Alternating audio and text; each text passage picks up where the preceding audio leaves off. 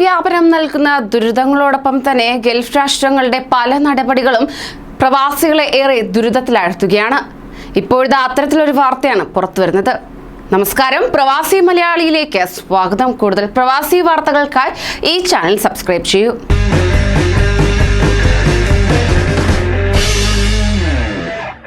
വിദ്യാഭ്യാസ യോഗ്യതാ സർട്ടിഫിക്കറ്റിന് അംഗീകാരം ലഭിക്കാത്തതിനാൽ തന്നെ വിദേശികളായ 12,000 എഞ്ചിനീയർമാർ തൊഴിൽ വിപണിക്ക് പുറത്തായെന്ന് കുവൈറ്റ് എഞ്ചിനീയർ സൊസൈറ്റി അറിയിക്കുകയുണ്ടായി. കുവൈറ്റിലെ തൊഴിൽ തന്ത്രങ്ങൾ വികസിപ്പിക്കുന്നതിന് ലോകബാങ്ക് തയ്യാറാക്കുന്ന ശുപാർശകൾ ഉൾപ്പെടുത്താൻ എഞ്ചിനീയർ സൊസൈറ്റി നൽകിയ റിപ്പോർട്ടിലാണ് ഈ വിവരമുള്ളത്. വിദേശി എഞ്ചിനീയർമാരുടെ യോഗ്യതാ സർട്ടിഫിക്കറ്റിന് കുവൈറ്റ് അംഗീകരിച്ച അക്രഡിറ്റേഷൻ ഏജൻസികളുടെ അംഗീകാരം വേണമെന്ന നിബന്ധന പാലിക്കാത്തവർക്കാണ് തസ്തിക വിടേണ്ടി വന്നിരിക്കുന്നത്. സർക്കാർ അഥവാ സ്വകാര്യ മേഖലകളിൽ തൊഴിൽ ലഭിക്കുന്നതിന് അംഗീകാരം അനിവാര്യമാണെന്ന് ലോകബാങ്കിനുള്ള ശുപാർശയിൽ വെളിപ്പെടുത്തിയിട്ടുണ്ടെന്ന് സൊസൈറ്റി ചെയർമാൻ ഫൈസൽ അൽ അതാൽ പറഞ്ഞു. കുവൈറ്റിൽ ജോലി ചെയ്യുന്ന എഞ്ചിനീയർമാർ നേരിടുന്ന പ്രശ്നങ്ങൾക്ക് 12 പതിറ്റാണ്ടുകാലം ഒരു പരിധിവരെ പരിഹാരം കാണാൻ ഈ തീരുമാനത്തിന് കഴിയും. സ്വദേശികളായ എഞ്ചിനീയറിംഗ് ബിരുദധാരികൾക്ക് മുഴുവൻ ജോലി നൽകുന്നത് വരെ വിദേശങ്ങളിൽ നിന്ന് പുതുതായി എഞ്ചിനീയർമാരെ റിക്രൂട്ട് ചെയ്യരുതെന്നാണ് മറ്റൊരു നിർദ്ദേശം.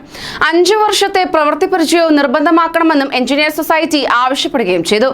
അതേസമയം കഴിഞ്ഞ ദിവസങ്ങളിൽ ഏറ്റവും കൂടുതൽ ഞെട്ടലുളവാക്കിയ മറ്റൊരു വാർത്തയായിരുന്നു കുവൈറ്റ് പ്രവാസികളിൽ 60 കഴിഞ്ഞവരുടെ വർക്ക് പെർമിറ്റ് പുതുക്കണമെങ്കിൽ അവരുടെ ഡിഗ്രി അഥവാ ഡിപ്ലോമ സർട്ടിഫിക്കറ്റ് രജിസ്റ്റർ ചെയ്യണമെന്നത്. ഇത് public authority of man power ആണ് വ്യക്തമാക്കിയത്. ഇതിനായി പുതിയ ഓൺലൈൻ സംവിധാനം ഏർപ്പെടുത്തിയിരിക്കുകയാണ് ലേബർ ഡിപ്പാർട്ട്മെന്റ്.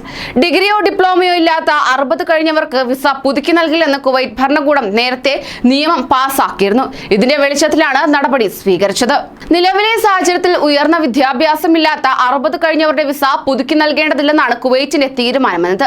അതിനാൽ തന്നെ ലേബർ ഡിപ്പാർട്ട്മെന്റിൽ ഡിഗ്രി ഡിപ്ലോമ സർട്ടിഫിക്കറ്റുകൾ ഇതിനകം രജിസ്റ്റർ ചെയ്യാത്തവർ എത്രയും വേഗം അതിനുള്ള നടപടി സ്വീകരിക്കണമെന്നാണ് പറയുന്നത്. ഇതിനായി ഡിപ്പാർട്ട്മെന്റിന് കീഴിൽ ഓട്ടോമാറ്റിക് സർട്ടിഫിക്കേഷൻ അപ്രൂവൽ സിസ്റ്റം ആരംഭിച്ചതായി public authority of man power അറിയിച്ചു.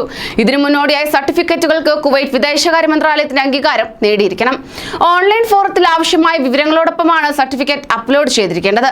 ഇങ്ങനെ രജിസ്റ്റർ ചെയ്യപ്പെടുന്ന സർട്ടിഫിക്കറ്റുകൾ മാത്രമേ വിസ പുതുക്കുന്ന സമയത്ത് പരിഗണിക്കൂ എന്നും അധികൃതർ അറിയിച്ചു. കൂടുതൽ പ്രവാസി വാർത്തകൾക്കായി ഈ ചാനൽ സബ്സ്ക്രൈബ് ചെയ്യൂ.